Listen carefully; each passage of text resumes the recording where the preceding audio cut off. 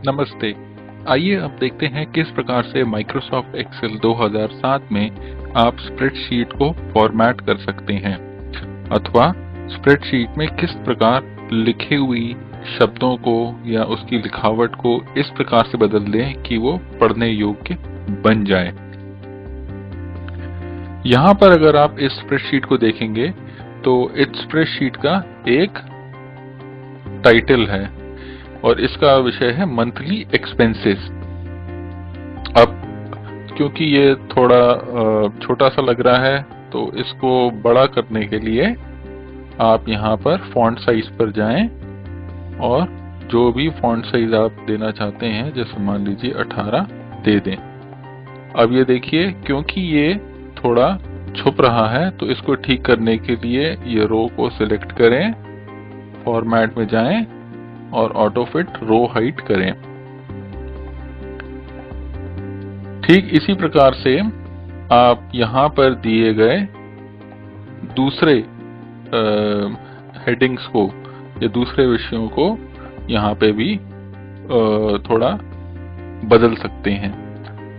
मान लीजिए मेरे को ये सभी बोल्ड करने हैं तो मैं इनको इस प्रकार से माउस से ड्रैग कर सिलेक्ट कर लूंगा और यहाँ पर फॉन्ट विकल्प में जाकर के बोल्ड बटन पर क्लिक करूंगा।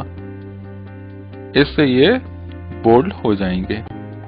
इसी प्रकार ये पूरी रो को बोल्ड करने के लिए इस रो को चुनेंगे और बोल्ड बटन पर क्लिक करेंगे। ये देखिए, अब ये रो भी बोल्ड हो गई है।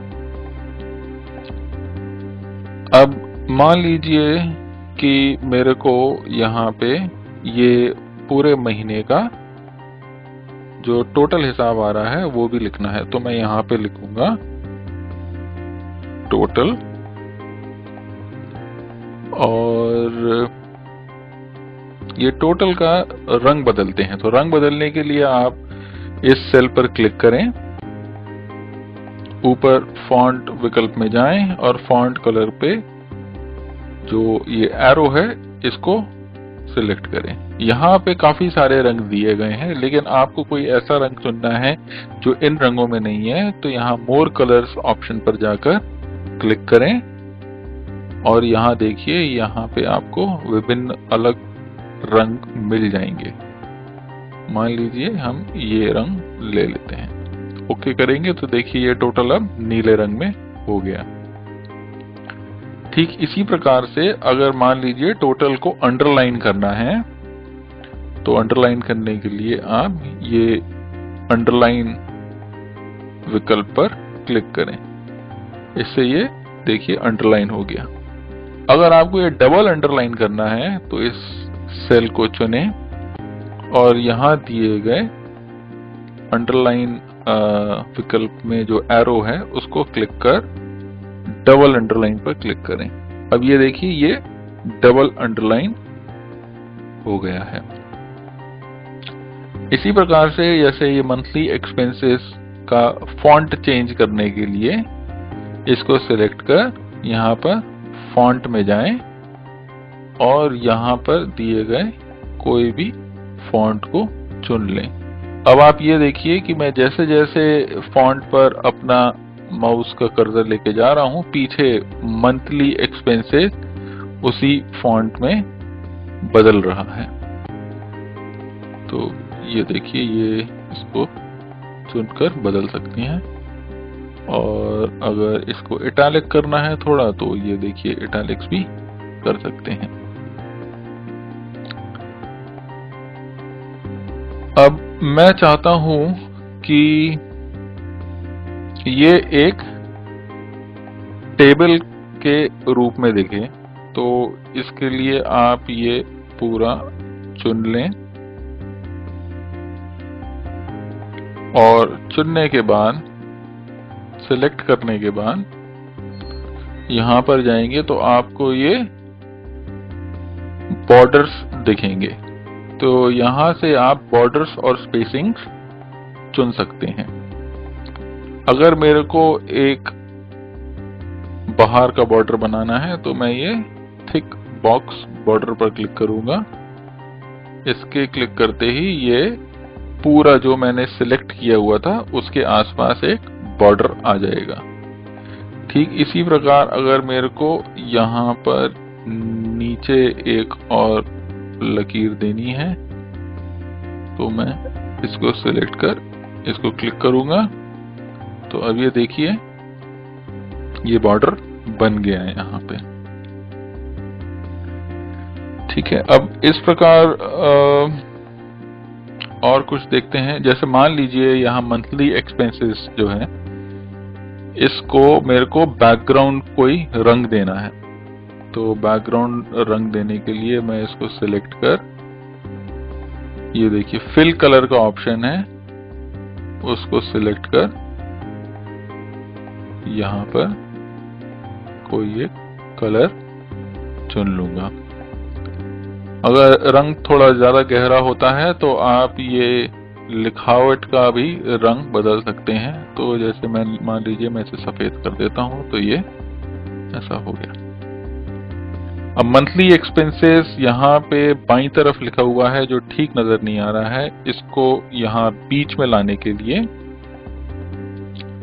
आप ये सेल्स को सिलेक्ट कीजिए दिसंबर तक, और यहाँ पर एक ऑप्शन होता है मर्ज एंड सेंटर अलाइनमेंट में, इसको जाकर क्लिक करें। इसको क्लिक करते ही मंथली एक्सपेंसेस एकदम ये जितने भी सेल्स हैं वो एक ही सेल में मर्ज हो जाते हैं और वो बीच में आ जाता है। तो अब ये सेल जो है A1 सेल आपका, ये देखिए यहां तक हो गया है, और ये वाला जो दूसरा सेल है ये इसको P1 ही बोलेंगे। तो ये जो एक सेल है ये पूरा का पूरा मर्ज हो, ये सारे के सारे सेल्स जितने भी थे ये मर्ज होके एक सेल बना रहे हैं। आइए अब देखते हैं कि हाँ, यहाँ पर ये जो रेंट और फोन और इनके सामने जो मैंने ये रेट लिखे हुए हैं, ये सारे के सारे क्या दर्शा रहे हैं। ये तो एक नंबर लिखा हुआ है जैसे 4000, तो इसको बदलने के लिए, बताने के लिए कि ये रुपए हैं, ये कोई नंबर नहीं है। आप ये सारे के सारे सेल को सिलेक्ट कर लें इस प्रकार से, और ये ऊपर जनरल टैब जहां पे दिख रहा है, नंबर फॉर्मेट टैब बोलते हैं इसको क्लिक करें और करेंसी का चयन करें।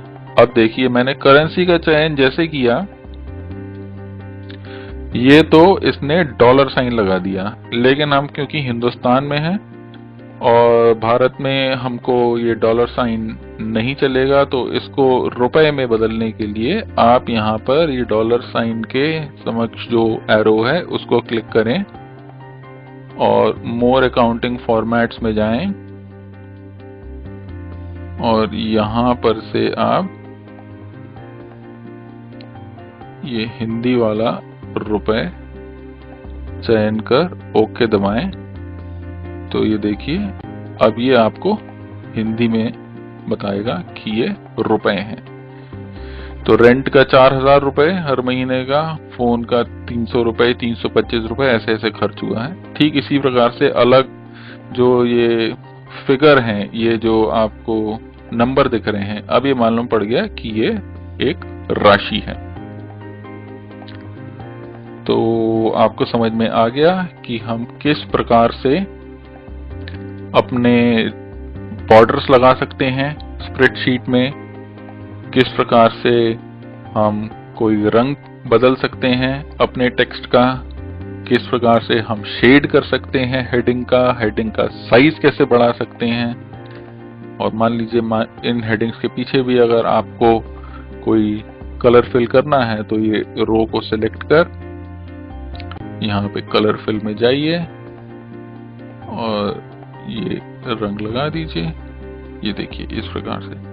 और हमें ये भी मालूम पड़ गया कि अगर हमको कोई नंबर किसी राशि में, या मान लीजिए यहाँ पे, अब देखिए यहाँ पे डेट अगर हमको लिखना है कि ये कौन सी डेट पे रेंट देना है, तो हम लिखेंगे जैसे मान लीजिए 1 अगस्त। और अगर मेरे को ये फॉर्मेट ठीक नहीं लग रहा है तो मैं यहाँ पर जाकर के शॉर्ट डेट कर दूंगा। अब क्योंकि ये डेट का फॉर्मेट एकदम अलग आ रहा है, इसको राइट क्लिक करके यहाँ पे फॉर्मेट सेल्स में जाकर के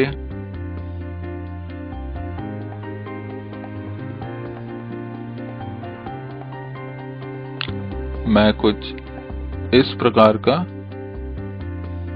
फॉर्मेट भी लगा सकता हूं। ये देखिए, अब मेरे को मालूम पड़ रहा है ये अगस्त 1 2011 पे मेरे को मेरा रेंट देना है। तो आपको समझ में आ गया कि फॉर्मेटिंग किस प्रकार से की जा सकती है और आप किस प्रकार से कस्टमाइज कर सकते हैं अपनी वर्कशीट को। धन्यवाद।